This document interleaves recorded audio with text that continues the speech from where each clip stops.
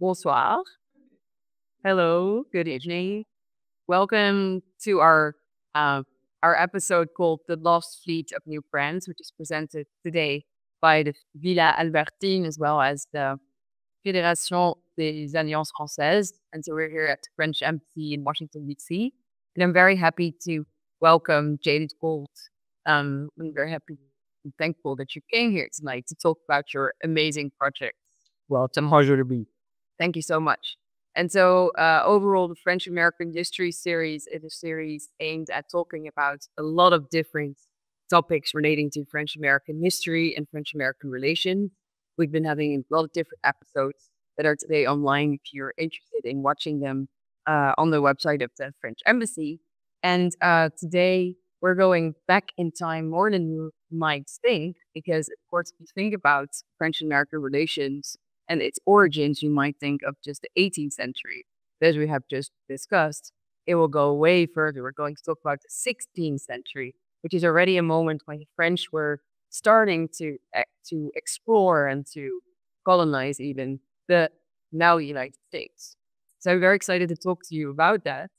And so we're going to discuss the little-known story of La Trinité in New France during the 16th century, and especially also how that has been researched by yourself, and especially how you have also, let's call it, fought legally for this case that it became. And so we're going to talk about different things. I think sound is on this. I'm sorry, there's a little technical thing. Here we are. Yes. The computer made this happen.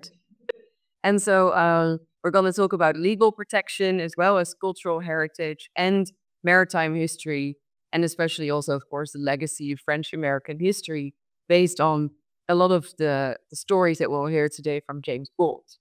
So before we start, I'd like to introduce you and then ask you a few questions, and then we'll dive into the story through a PowerPoint presentation that James will give us today. And so for the viewers, if you have questions, please wait till the end, because we're really going to go for a more classic approach of a PowerPoint. But then afterwards, you'll have the time to ask questions. And so James Goold is a lawyer. So you're a lawyer at Covington and Burling here in Washington, D.C. And your main role is going to protect cultural and historic heritage, and in particular between France and the United States. You just told me you're also involved in many other cases, but this is really your passion, let's say it that way. Okay. Yes. Yes. And so you're specialized in historic shipwrecks, but also endangered cultural heritage, as well as nautical archaeological exploration.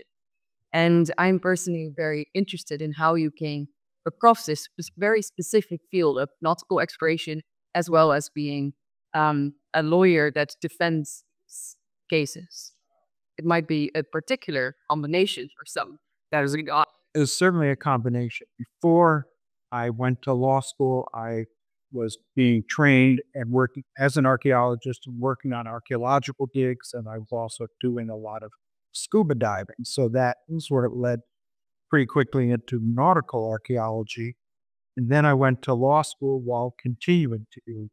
And so the minute I had my law license, very soon after that, I found myself in court in the Caribbean trying to protect a ship that was thought to be one of Columbus' ships from treasure hunters who were going to break it up and sell it in pieces. Over time, things have escalated from there to where I now represent a number of the European nations, including especially France and Spain, to protect their historic ships from treasure hunting. Unfortunately, the United States is the center of gravity of the treasure hunting business, so there's a continuing flow of these cases. But all the time, I've also continued to be involved in actually practicing what I preach, so to speak, and doing nautical archaeology with the research vessel I am heavily involved in France and Croatia, and mostly in the Mediterranean. You just told me as well about one that I find particularly exciting about the First Punic Wars. So that's a more like a Roman project, you said as well? Yes. Yep. Well, that's 241 BCE, the battle in which Rome defeated Carthage in the First Punic War. Everyone thinks of Hannibal in the Alps. That was the second huge war. In the first, Rome won by a naval battle, and we've been for 20 years now recovering the remains and mapping that epic battle off the northwest coast of Sicily. Maybe for another episode one day. But right now, of course, we're going to focus on the French story of the amazing story of this called the Lost Fleet of New France. So I invite you to talk about it with the slides you have prepared for this. And again, thank you so much for coming. Well, Andre, so if you don't mind doing the throne share, I'll say that it's ironic that this program is called the French-American History, One Story, Two Narratives. Because as I'll explain, but for a bit of bad weather in September of 1565, this might as well have become the capital of New France, not the embassy of France to the United States. France was positioned to take control of what we now call North America, the United States. Let me explain, if that's okay. It's perfect. And it works now. So you see slides and the audience sees slides. So the story began in 1502 when Spain and Portugal divided the New World between themselves, and France did not have a seat at the table. So the dividing line with the intervention of the Pope was set where, if you look at the line on the left, the north-south line, Portugal got Brazil, which you can see on the lower left, and Spain got the areas that it had been exploring and getting gold and silver from in the Caribbean. It probably looked like a pretty good deal to Portugal at the time, but as history turned out, when the whole area was mapped, Spain got much the better of the deal, but France got nothing. And it didn't take long for King Francois I, to say, wait a minute, where's mine? He began thinking about trying to get a toehold for France in the New World, but not much came of it until Henri II became the king. And I've got to know him much better than we ever expected, because he decided that it was France needed to get established territory in the New World, and that it would be okay, and he wouldn't get in trouble with the Pope if France moved into areas in the New World that neither Spain nor Portugal had occupied. And amazingly enough, even as late as 1560, that was all of what is now North America, United States, and Canada. You could see it a bit in this map from 1560, which is a famous Waldseemüller map in the Smithsonian, the best map there was of the world at the time. But there's now what we think of as the United States and Canada, flower land, and it was completely unoccupied by the Europeans. Of course, it was heavily occupied by Native Americans. Unfortunately for Henri II, he was addicted to jousting, charging at one another with lances on horseback, and he set up any number of, that was his main passion. He set up festivals, including in the courtyard of what's now the Louvre. But the inevitable happened, and he took a fragment of a spear, and in his forehead, infection set in, and he died. So Catherine de' Medici, his wife, became regent in control of France, and her eldest son, Charles IX. But she was the sister of Philip II of Spain, Philip II, the Spanish Armada fame. And she was fiercely devout Catholic. So under her reign, the religious tensions exploded and there were massacres. 10% of the French population died in conflicts between Catholics and Protestants, who were the Huguenots, Lutherans. That became critical to our story because the Grand Admiral of France at the time, like the Minister of Defense, was a secret convert to Huguenotism, Lutheranism, and his favorite captain was the intrepid Jean Ribault. And Coligny determined to carry out the exploration and colonization, or conquest, however you look at it, of Terra Florida. But they also chose to use their co-religionists, Lutherans, as their crew and as their soldiers. So in 1562, the first French expedition went to what is now South Carolina, 2 ships captained by Ribault, and they brought along artists who had color prints prepared after they got back to France. They dropped off 20 men who did not stay long. They headed quickly to the Caribbean, so that venture failed. But the object was, this was how it was supposed to work out, that they would establish a settlement and erect a monument, a thing you see on the left, a pillar, which would be the official marker of Terra Florida as New France, like putting your flag on the moon. But it didn't work that time. So then in 1564, Ribault brought another to what then became New France, and they established 200 Frenchmen and some women a fort in the St. Johns River, which is where Jacksonville, Florida, big river. And on a sort of island, they built Fort Caroline. Here it is under construction. There it is as built. And you can see it was a formidable place with cannons, real fortifications, barracks, and it was intended to be the permanent capital of what was now going to be New France. The National Park Service has done a full-scale reproduction on the St. Johns River, and it's fascinating. It's not at the exact spot. No one has been able to find where Fort Caroline really was. The river moves a lot over the centuries, and it's been 5 centuries. And the French had a naive and quaint vision that if they succeeded and set up these monuments, the Native Americans would fall all over themselves in glee and gratitude at becoming French citizens and supply a never-ending cornucopia of food and everything else that the French might need to sustain themselves.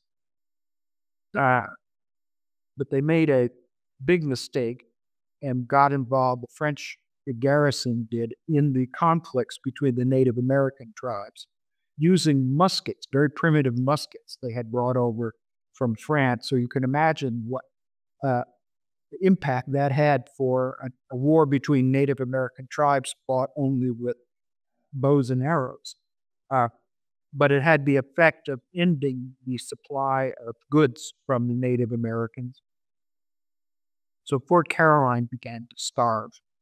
So they sent word, they had a small boat and were able to get word to mainland France, and a new fleet, 7 ships under the command of Jean Ribault, was mustered at Dieppe. So here we have June of 1565, the fleet's assembling.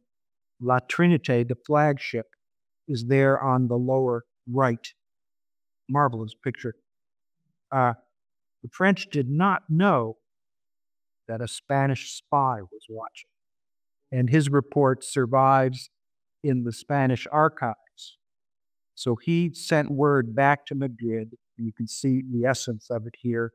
7 ships are being ready to depart to Florida, well armed and in good order, with the Trinity as the flagship, and there go in these ships 700 to 1,000 people, all Lutherans. And in order not to forget their, quote, evil sect, close quote, they bring 7 or 8 ministers. They intend to conquer the land and fortify it. And spy reported that every year another 4 or 5 ships would go twice a year from France. So this was not a one-shot deal. France had a serious plan to take over that territory and get deeply entrenched, far deeper than the Spanish, who hadn't settled anything in North America at this time. Uh, so when word got to Madrid, immediately Pedro Menendez de Ávila was appointed to command a fleet to get over to North America as soon as possible and oust the Spanish. Here's a full-scale reproduction of his flagship that the Spanish government funded 5 or 10 years ago, just to give you a sense of what kind of ships were involved. The two fleets met by happenstance within 48 hours of arrival in New France, and they fought a skirmish which was indecisive. And the Spanish realized that they were outgunned by the Ribault fleet. So they sailed south to what is now St. Augustine, but then was just unexplored territory so far as Europeans were concerned. We think of St. Augustine as the start of European occupation of North America. At this time, it was nothing. It wasn't founded until a week later when this French fleet was blown away by a hurricane. So Menendez brought his ships in over that inlet that you can see in the upper right, which was very shallow, and brought them inland to take shelter from the French, while Ribault made the fatal mistake of keeping his fleet offshore. And no doubt they were exchanging rude gestures back and forth, calling each other cowards, etc. But then within a week, a hurricane struck, and the Ribault fleet were all driven south in stormy conditions that Menendez could see they would not survive. So Menendez went immediately up to Fort Caroline and massacred everyone who was there, took it over, and declared Terra Florida as New Spain, while the French became 700 castaways along the coast of Florida, scattered all the way from up there, the north, beyond St. Augustine, down to Cape Canaveral, something like a 200-mile stretch. So there were 700 Frenchmen stranded there, all of their supplies destroyed, storm, destitute, trying to get back up to Fort Caroline, all the way north, 100 miles or more, with no fresh water and not knowing that the Spanish had captured. And as they moved north in batches of 100 to 200, 4 or 5 groups, they all reached this spot where you can see there's an inlet. And that inlet was too deep to wade across. Not many medieval European men were swimmers, so the French all got stuck there on the south side of this inlet. And Menendez learned that that's where they were, the Indians told him. And he set his troops down to this inlet. He was on the north side, French were on the south side.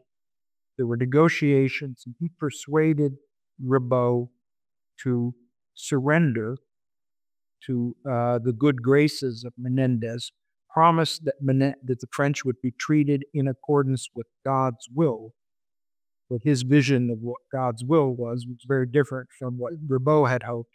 And so in small groups of 10, chillingly reminiscent of ISIS and things that go on even now, the French were brought across, and the word is put to the knife. So this is a painting National Geographic did, trying to reconstruct that event. You see Ribault in the foreground and Menendez standing there. So 600 to 700 Frenchmen were killed, all in the same location, which still hasn't been found, by the way. So there's a big surprise waiting for someone someday when maybe they try to put in a swimming pool and find what the remains of this. So visualize 600 to 700 Frenchmen stranded, struggling along day after day in the hot sun, and gradually throwing away all these very valuable things that were completely useless. So there's been a lot of stuff found on the beaches along the way over the years. This is my favorite. This is a gold and enamel miniature sword, a hat pin. There are plenty of coins too that they would have ended up just pitching because they were completely useless. But here are examples then of early French coins from Florida beaches. You can see 1550 and Henri II and the coat of arms as examples. But no one had ever found the remains of any of these ships, which could have been anywhere along a 150-mile stretch. And one of the things I do because of my legal practice is try to monitor and get word on the reports indicating someone has found something that is of historic interest and the property of France or Spain or Italy or the United States, so UK rather. And so this video surfaced.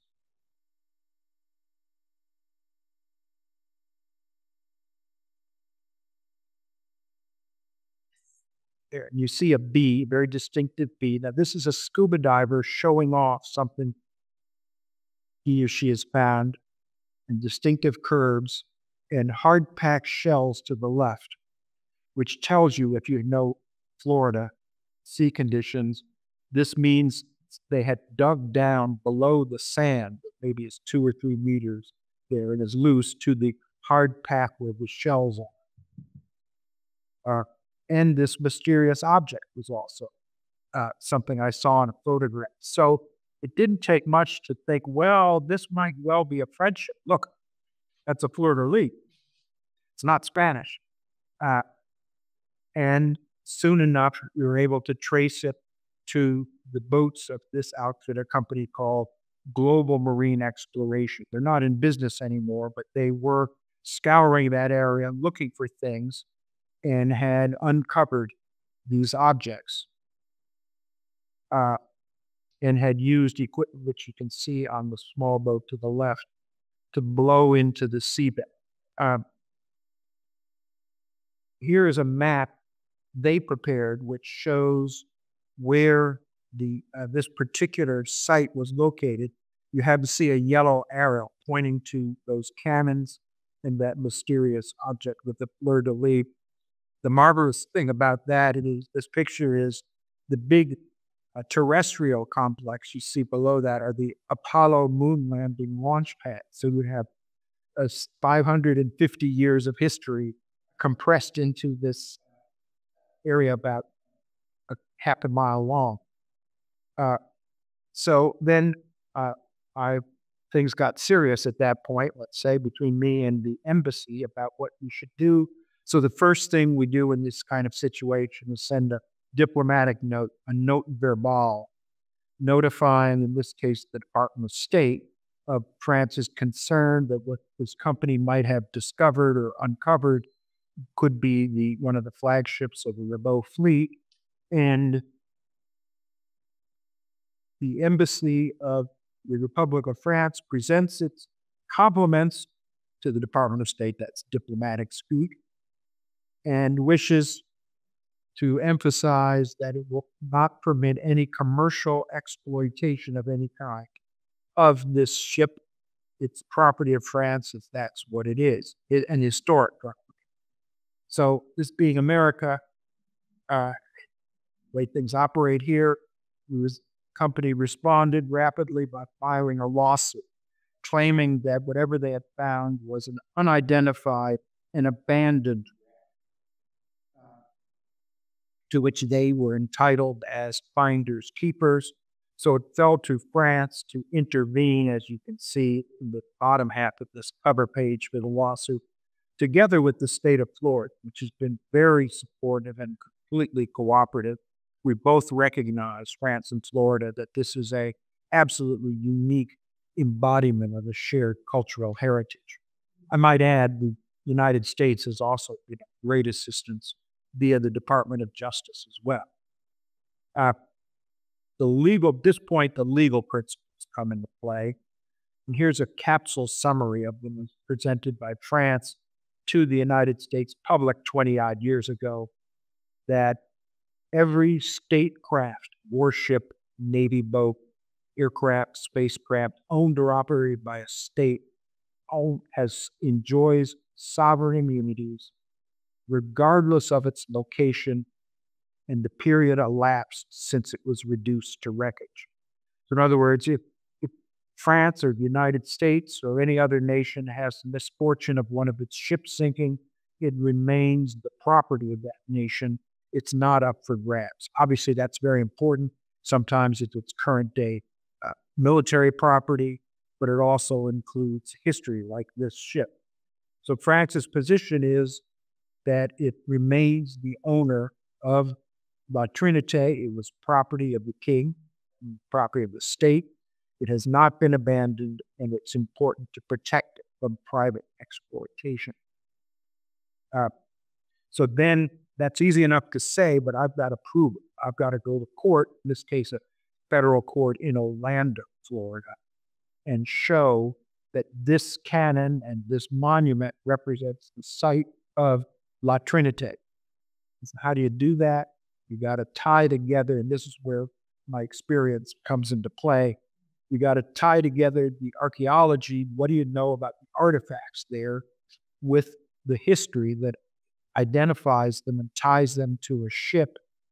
And then you've got to bring into play the legal principles as well. So the intense next step was to get everything we could find about La Trinité. And it's amazing what places like the Bibliothèque Nationale have. And you'd never thought for a mid-16th century ship, all of these details are still there. So here is a requisition signed by Coligny, remember he was the Minister of Defense, ordering up, for example, it's hard to read, but the top you can sort of see saltpeter, a large quantity of saltpeter.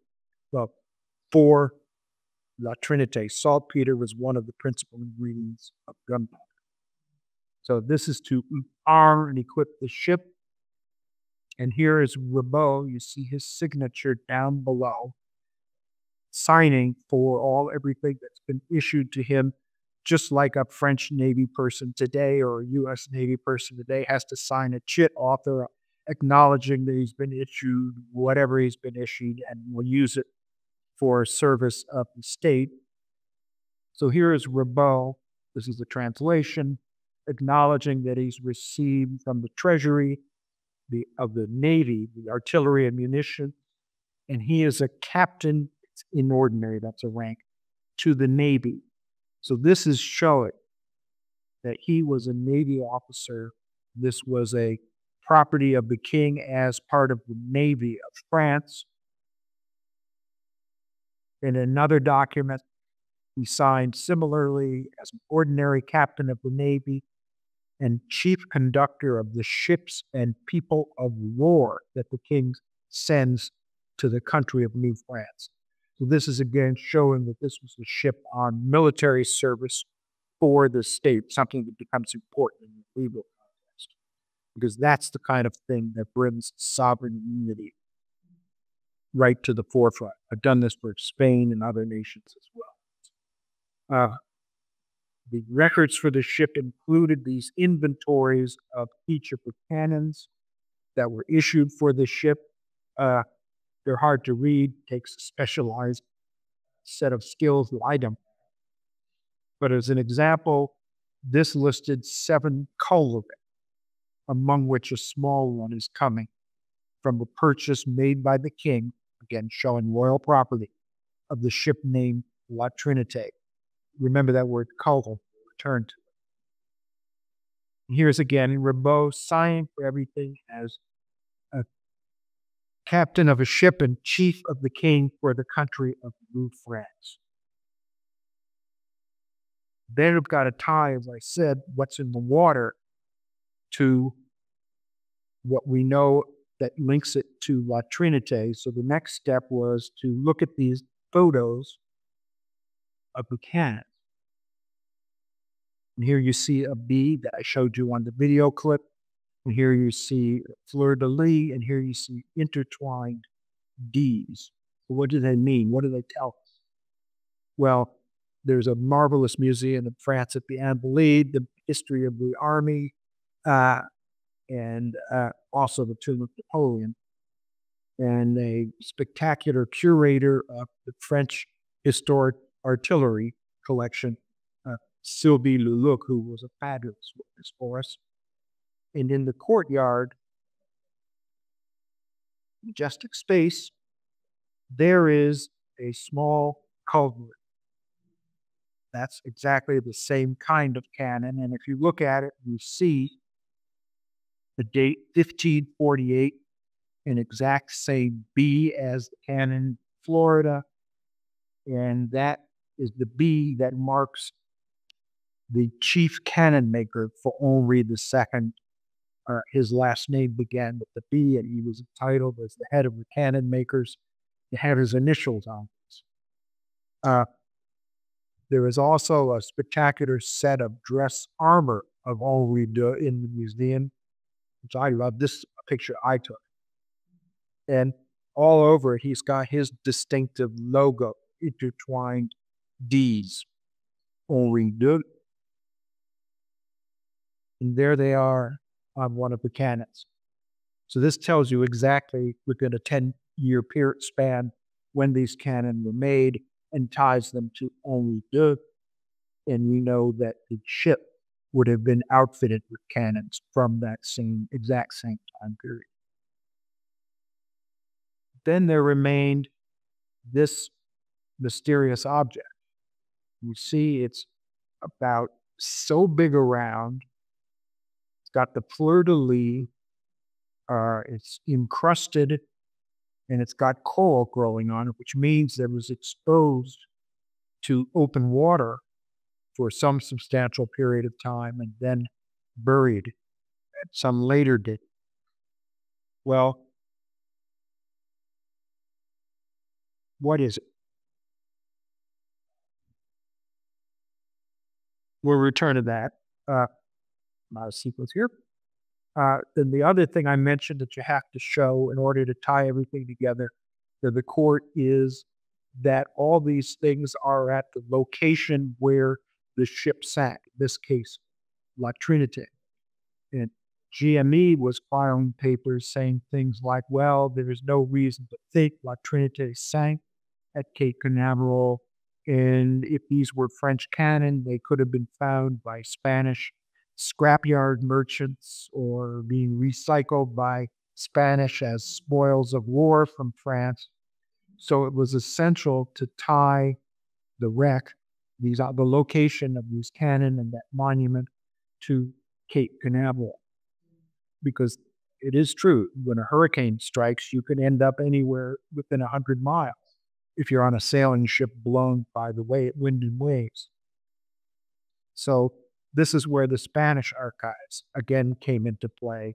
Remember, we had the report by the spy in Dieppe. Well, here was one of the letters that Pedro Menendez had to write to King Philip II once a month. He had to, is the equivalent of phone home, reporting what he was doing each month. So he wrote long letters at the start of each month. And this is one of them. This is from November of 1565. You can see the top underlined. He's writing to His Majesty the King. And in other letters, he reports how he's captured Port Caroline, how he has treated the previous batches of French prisoners who surrendered as he, Menendez, was sure the King of Spain wanted. But here he reports in a bit that's down there below, some underlined language, that he had learned from the Indians that 70 to 80 French were collected together building a fort at Cape Canaveral, and they were from the flagship of Jean Ribault in Spanish, that had been lost there at Cape Canaveral. So that word there was critical, tying the last location of La Trinité to Cape Canaveral. So that tied that together, but there remained one other issue. this monument. For all the documents we had gathered about La Trinité, which detailed down to individual things like thumbtacks and matches and little wedges for the cannon, everything that the ship had been outfitted with to be a warship, there was no mention of any monument having been on board. So our opponents started saying, well, obviously this can't be La Trinité because there's no mention in the inventory of the ship that they were carrying this monument.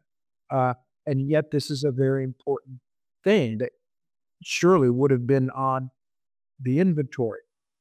Well, there were two answers for that. One was that the inventories were of the things coming from the Navy's armory, so they wouldn't include objects that are symbols of statehood from, call it from the equivalent of the Department of State of France at the time. But also, as luck would have it, and first of all, we were able to show that the monument matches the engravings of these monuments. And of all things, in the Spanish archives was a letter from January 1566 by another Spanish spy who also happened to be the Spanish ambassador. You got to remember that at that time, the job of the ambassador was to walk around and eavesdrop and try to pick up rumors and whatever else you could by just walking the halls of Versailles, just as I dare say France had somebody doing the same thing in Madrid. And the ambassador's report back was written in code. If you look at this in the middle, it's an 11-page letter, and it's got pairs of numbers. Some Spanish 1566 code of the year. I assume they change it from time to time. And a great stroke of luck, over on the left, whoever had decoded that portion had written it right on the left side of the page. Kind of defeats the purpose of the code, but anyway, it was good for us because what it showed was, in that writing over on the left, there is much unhappiness here about the loss of 6 columns of marble with the arms of the king and epitaphs that were supposed to stay in Florida. So that pulled everything together about as tightly as you could ever possibly hope in a case involving events in 1565 and 1566. So sure enough, we won in federal court in Orlando that we had established that the ship is La Trinité, sunken warship of the Royal Navy of France. Accordingly, the raise, that's the legal fancy term for the thing, the ship, has immunity from the claims of the other side and may not be subjected to salvage or other unauthorized disturbance against the wishes of France. So that was the victory that sealed that this ship is property of France to be dealt with as history, a historic legacy of France, and a reflection of the shared cultural heritage of France and what's now Florida, the state of Florida, and the United States as well. So that was the victory that sealed the key part, which is ownership of the wreck, the site for France. There are active discussions now about how to treat this site in accordance with the fantastically important archaeology that's there as well, not to mention the history. But that's not my job. That's for the specialists. Where things stand now is one that about the ship. This company is suing France now, claiming that they should be paid for having explored those waters. We've won that in the trial court level, and it's now on appeal.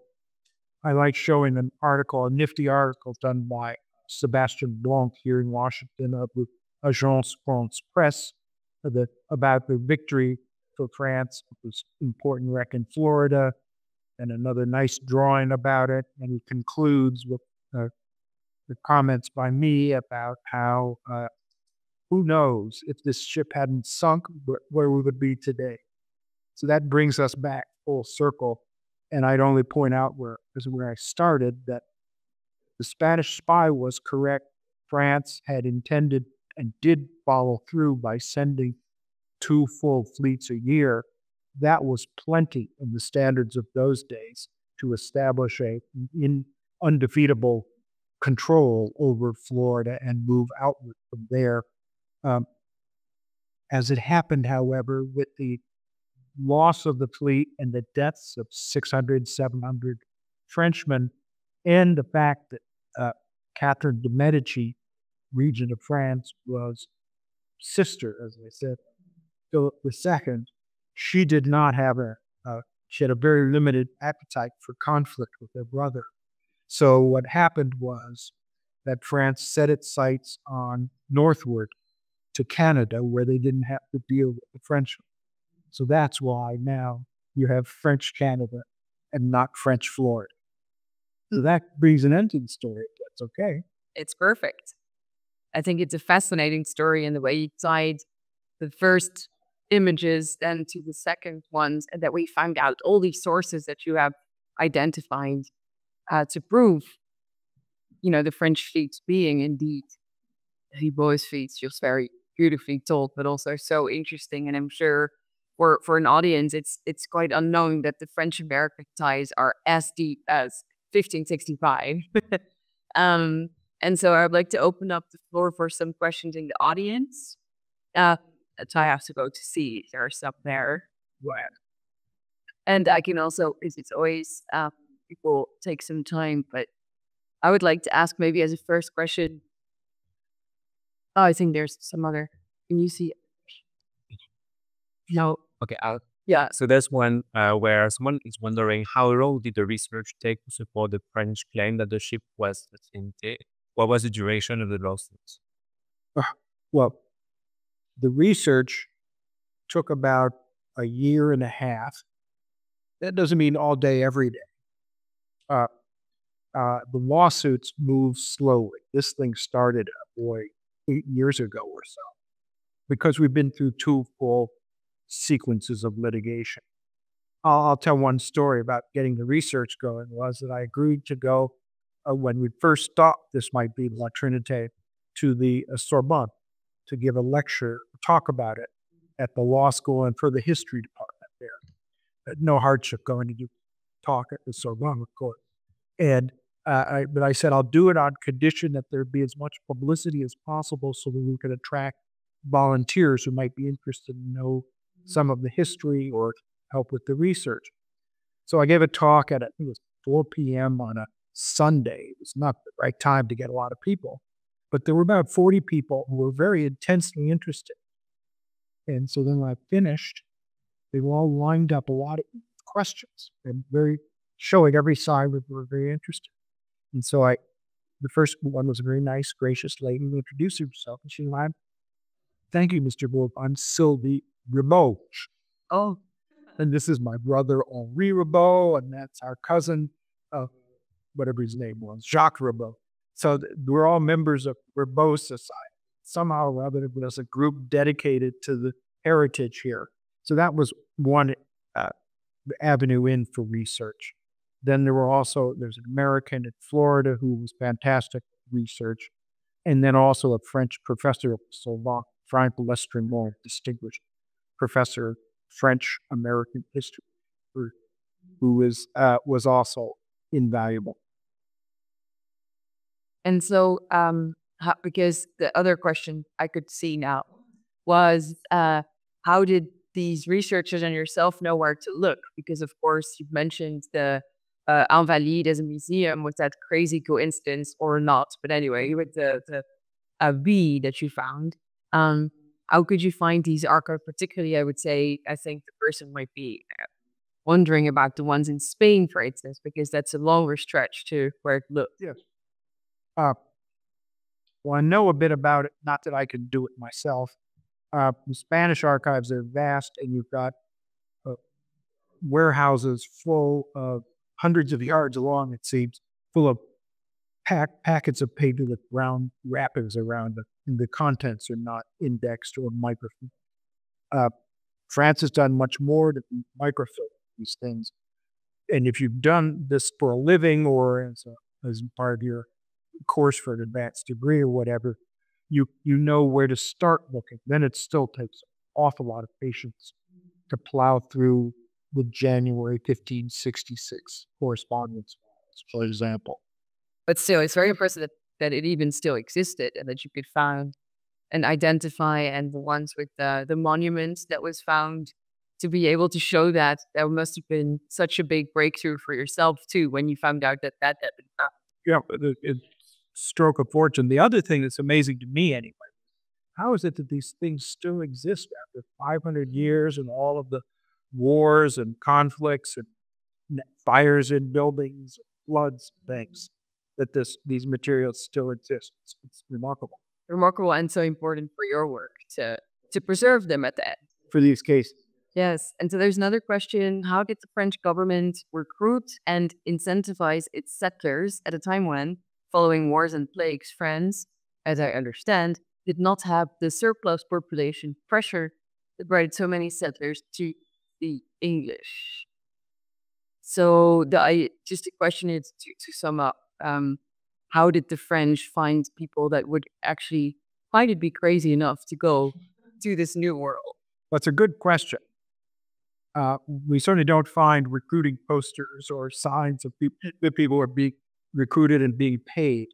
One version is that there were quite a few Huguenots who felt were threatened, and therefore the idea of going to settle in a new land had a brighter prospects for the future. But that's a guess about what the motivations were of these people.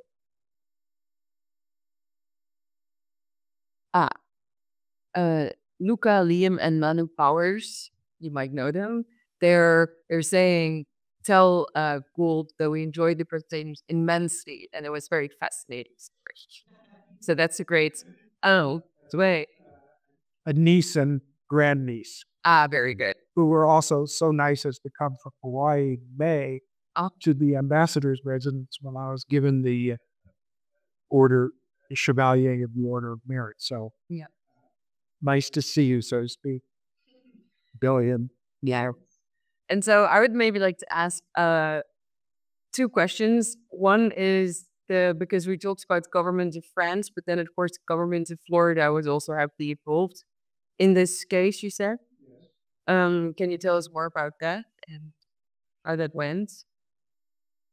Well, Florida joined shoulder to shoulder with France from the start for the proposition that first, if France is right, that this is La Trinité, then it's unique, invaluable, irreplaceable history and for France and Florida. And then France also took the position that if it's not La Trinité, then it's still something of great importance because there aren't that many sunken ships from the 16th century in the United States waters. So we were eye to eye all along. Good. And what is your hope will happen next with this? Because will it become a site of archaeological research? Will there maybe be a museum? How can we as visitors hopefully see it one day? Well, you've got to be patient because it's a slow process to study these things, formulate plans, how to treat something unique as this is. We've left that alone while the litigation goes on. But it is something that's of intense interest for the governments. Of course, and especially I would say for Florida, as it would be such a unique historical project to be able to show to the public. Yeah, can you imagine this monument, this thing that if it had been, I like to say, and I'm over-dramatizing, if it had gotten on shore and tilted upright, it would have been official. Yes. What if? Yeah, what if? The what if history. And maybe to finalize this interview, could you tell us maybe a bit more about other French-American projects you're also involved in today, or have been in the past, of course? Well, in the past, I've been involved in a number involving shipwrecks, tends to be a recurring theme with me, principally about LaSalle in the 18th century and his exploration ventures and ships he lost in the United States waters, and whether they found one was found in the Gulf of Mexico and is now in museums in Texas. Others have been myths or wishful thinking. I also do in France, I do projects. This is me as working underwater, not as a lawyer, to locate and try to recover missing U.S. military servicemen from World War II, French waters. Of course, there was a great deal of World War II, France, of the United States. So I work on the Mediterranean side. Very interesting. I was there in mid-June, and I'll be back next year. Yeah. Well, thank you for doing all these. Well, my great pleasure. Great pleasure. Treasure is what I want to say. Safety treasures. There's another question that is quite similar to what I have just asked, but still it's a bit more specific. So what does France intend to do with the Trinité? Is salvage underway?